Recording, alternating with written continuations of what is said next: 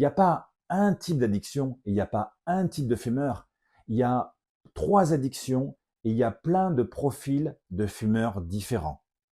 Si vous connaissez votre profil exact de fumeur, et si vous connaissez les caractéristiques de votre addiction,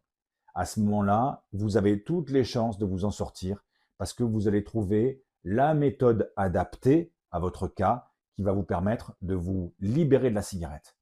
Mais si vous n'avez pas la stratégie adaptée, si vous pensez que votre histoire, c'est une histoire d'addiction physique à la nicotine, alors que vous n'êtes pas du tout addict physiquement à la nicotine, mais par contre que vous avez l'addiction psychologique ou l'addiction comportementale, vous n'arriverez pas à arrêter de fumer parce qu'il y aura toujours un truc qui vous empêchera. Et donc, c'est ces fumeurs qui se sentent toujours en échec et qui se disent, voilà, je suis fumeur à vie, j'y arriverai jamais, etc. Il n'y a pas un type d'addiction et il n'y a pas un type de fumeur. Il y a trois addictions et il y a plein de profils de fumeurs différents. Si vous connaissez votre profil exact de fumeur, et si vous connaissez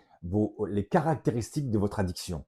à ce moment-là, vous avez toutes les chances de vous en sortir parce que vous allez trouver la méthode adaptée à votre cas qui va vous permettre de vous libérer de la cigarette.